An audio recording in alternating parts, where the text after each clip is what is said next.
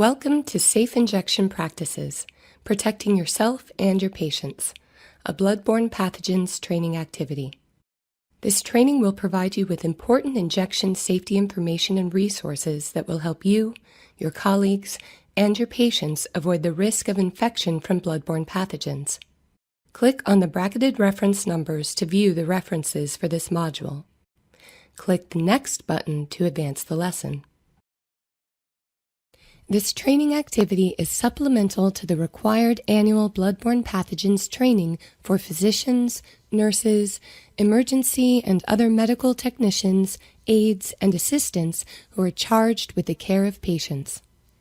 The material reviewed here is especially important for any healthcare provider who prepares or administers injections to patients. The Occupational Safety and Health Administration, or OSHA, requires training in the epidemiology of bloodborne pathogens and mitigating healthcare personnel exposures. Healthcare provider and patient protections go hand in hand.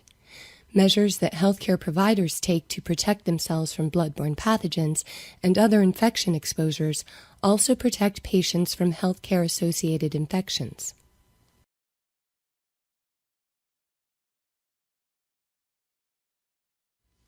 Unsafe injection practices pose risks to both patients and healthcare providers.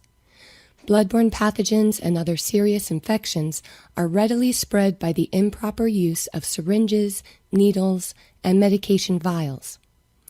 This has been demonstrated time and again in outbreak investigations conducted by the Centers for Disease Control and Prevention, or CDC, and state and local health departments.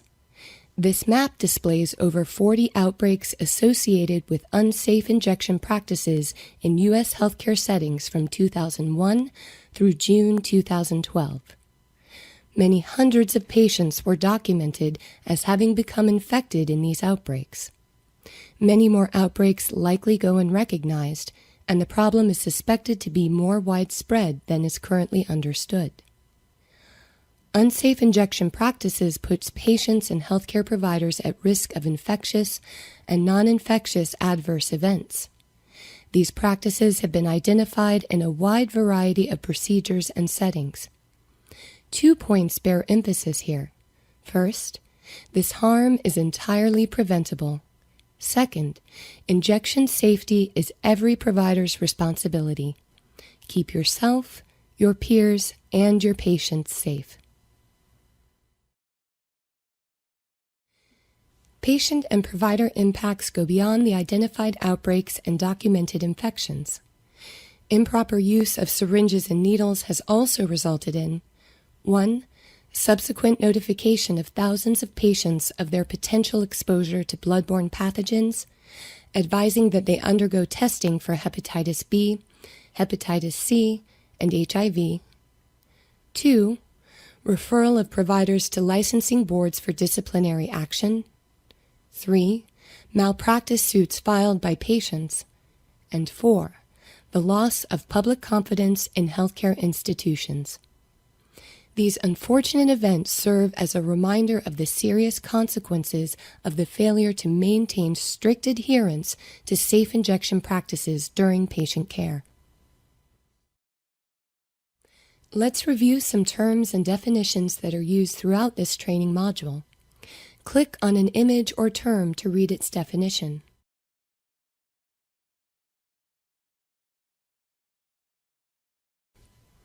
Safe injection practices are integral to standard precautions, a set of guidelines issued by CDC.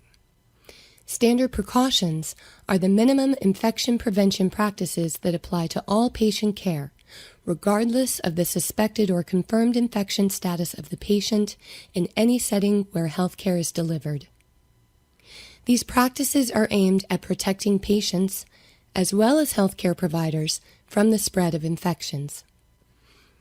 Standard precautions include hand hygiene, use of personal protective equipment such as gloves, gowns, and masks, safe injection practices, safe handling of potentially contaminated equipment or surfaces in the patient environment, and respiratory hygiene and cough etiquette. Across healthcare, the greatest risks for transmission of bloodborne pathogens occur in association with equipment, such as medication vials, syringes, and needles, that are used during the administration of parenteral medications. Intravenous injections and infusions involve contact with the patient's bloodstream. Thus, all materials that are used to deliver the medication, such as syringes, needles, and IV tubing, are prone to blood contamination. Examples of procedures that fall into this category include flushing IV lines or catheters and administering IV medications such as chemotherapy and anesthesia. Reuse of contaminated equipment, whether intentional or not, can expose patients to infectious blood. Bloodborne pathogen risks are also present with other types of injection procedures, including those involving intramuscular, subcutaneous, or other administration routes, as well as in blood collection procedures, including capillary fingerstick blood sampling. Healthcare personnel may be exposed to bloodborne pathogens when they administer injections, for example, as a result of a needle stick injury. In general, risks increase with the volume of blood involved with the exposure. It is important to note, however, that even microscopic, invisible quantities of blood may be capable of causing an infection. CDC has estimated that each year 385,000 needle sticks and other sharps-related injuries are sustained by hospital-based healthcare personnel. To help healthcare facilities prevent needle sticks and other sharps-related injuries to healthcare personnel, CDC has developed the Workbook for Designing, Implementing, and Evaluating a Sharps Injury Prevention Program. The workbook can be used by healthcare organizations to help design, launch, and maintain a sharps injury prevention program, or to enhance existing activities and programs. Another significant but under-recognized workplace hazard pertains to injectable narcotics. Hundreds of patients worldwide have become infected with hepatitis C as a result of narcotics tampering by addicted healthcare providers.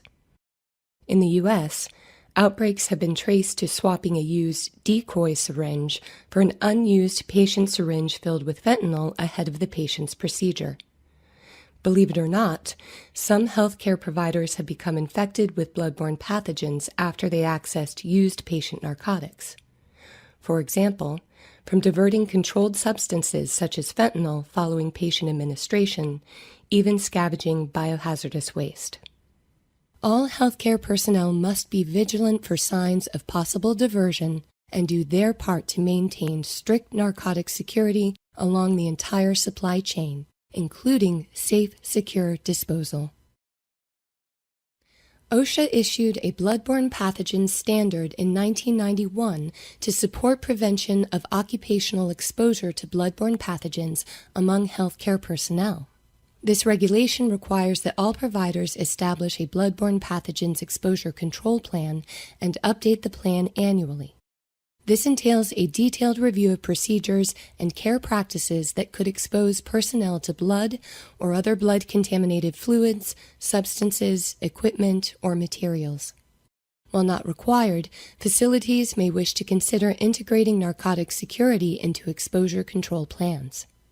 The OSHA standard also requires that all providers implement the use of standard precautions and treat all potentially infectious body fluids as if a bloodborne pathogen is present.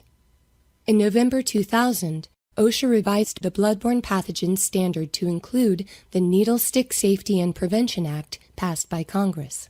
This amendment mandates that employers must identify and use engineering controls such as sharps with engineered sharps injury protection and needleless systems. Both CDC's standard precautions and the OSHA Bloodborne Pathogens standard emphasize the use of personal protective equipment such as gloves, gowns, eye protection, and masks. It is important for providers to remember that appropriate and consistent use of personal protection equipment is essential for their self-protection and their patients' protection. An obvious example pertains to changing gloves, and performing hand hygiene between patient encounters. Healthcare providers may feel that so long as they are wearing gloves, they are protected, and may lose sight of the need to change gloves between patients. Another example was highlighted in a recent CDC clinical reminder, stating spinal injection procedures performed without a face mask pose a risk for bacterial meningitis in patients undergoing the procedure. The OSHA standard requires that all healthcare employers offer hepatitis B vaccinations to all healthcare providers with potential occupational exposure to blood or other potentially infectious material, and make available post-exposure evaluation and follow-up to any healthcare provider after a blood or other potentially infectious material exposure incident. Adherence to the OSHA standard protects you, the healthcare provider, and your patients.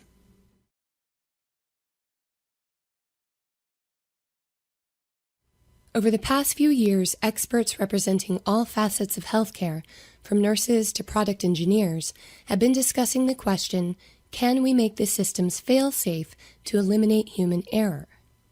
In April 2011, a meeting titled Safer Designs for Safer Injections, Innovations in Process, Products, and Practices brought together nearly 200 stakeholders representing government, public health, clinicians, patients, product manufacturers and suppliers, and professional, accreditation, and other healthcare-related organizations. Stakeholders recommended that healthcare facilities connect injection safety for patients, needle stick injury prevention for healthcare providers, including the adoption and use of needleless connector technology, and reduction of medication errors into an overall effort to build safer delivery systems. Components of safer systems could include right-size medication vials, pre-filled syringes, and other measures to reduce the need for handling and sharing medication containers in the patient care environment. Bloodborne pathogens can be spread from patient to patient when simple precautions are not followed. The reuse of syringes and needles can transmit infectious diseases such as hepatitis C virus. The syringe does not have to be used on multiple patients for this to occur. This visual helps review how bloodborne pathogens can be spread. First, a new needle and syringe are used to draw medication. When used on an HCV-infected patient, backflow from the injection contaminates the syringe. Changing the needle does not prevent contamination of the syringe. When reuse is to obtain medication, the contaminated syringe transfers HCV to the medication vial.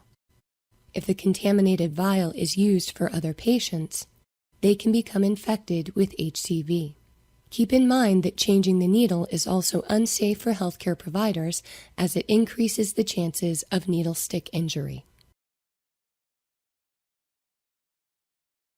As we've seen, injection safety and other basic infection prevention and control practices are central to patient and healthcare provider safety.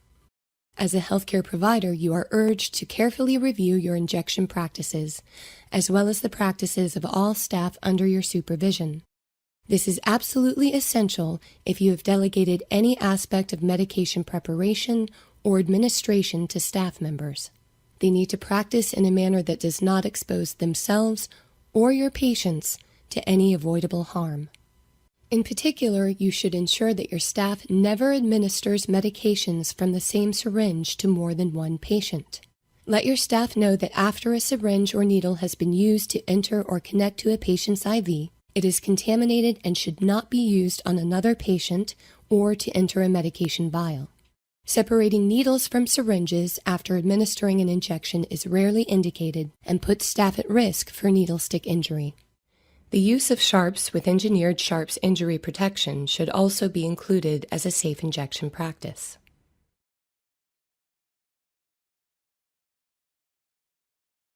Remind staff that medications packaged as single-dose vials should not be used for more than one patient. Whenever possible, assign medications packaged as multi-dose vials to a single patient. Bags or bottles of intravenous solution should not be used as a common source of supply for more than one patient. Remind staff to perform hand hygiene prior to preparing or administering injections, maintaining good aseptic technique throughout.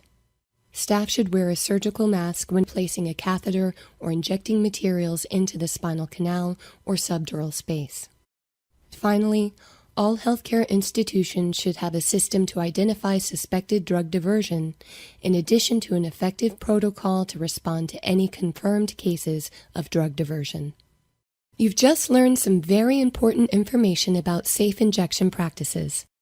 How well do you know the facts? Indicate whether the following statements are fact or fiction.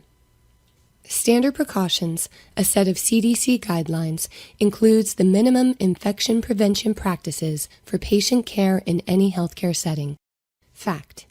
Standard precautions include hand hygiene, use of personal protective equipment, safe injection practices, safe handling of potentially contaminated equipment or surfaces in the patient environment, and respiratory hygiene and cough etiquette.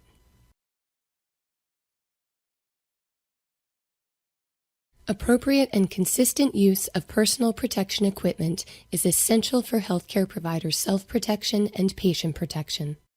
Fact. Proper use of healthcare provider personal protection equipment protects both healthcare providers and patients from disease transmission. Examples include appropriate use of gloves and face masks. Healthcare providers may feel that so long as they are wearing gloves, they are protected, and may lose sight of the need to change gloves between patients. Never prepare or store medication where injection equipment is discarded or injections are being administered. Fact. There is a risk of contamination when medications are prepared or stored where injection equipment is discarded or injections are being administered. Narcotics diversion in healthcare settings poses a significant hazard to healthcare providers and patients. Fact. While under-recognized, injectable narcotics are a significant workplace hazard.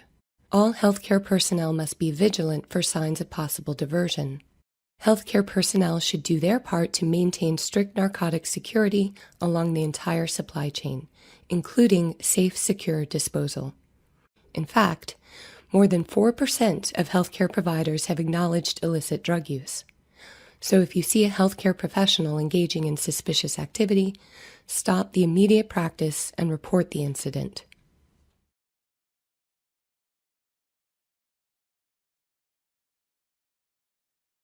Healthcare facilities may wish to include information about narcotic security and safe file handling in exposure control plans for healthcare provider bloodborne pathogens exposures. Fact. Bloodborne pathogens exposure control plans are a requirement under OSHA. Updated annually, these plans document a detailed review of procedures and care practices that could expose healthcare personnel to blood or other blood-contaminated fluids, substances, equipment, or materials. The risk of bloodborne pathogen disease transmission to healthcare personnel and patients when healthcare personnel divert narcotics should not be minimized. While not required, facilities may wish to consider integrating narcotic security into exposure control plans. You have just learned important information about safe injection practices. In addition to the resources cited throughout this training, check out the many useful training resources and materials available at the One and Only Campaign's website, www.oneandonlycampaign.org. The One and Only Campaign is a public health campaign led by CDC and the Safe Injection Practices Coalition to raise awareness among patients and healthcare providers about safe injection practices. The campaign aims to eradicate outbreaks resulting from unsafe injection practices.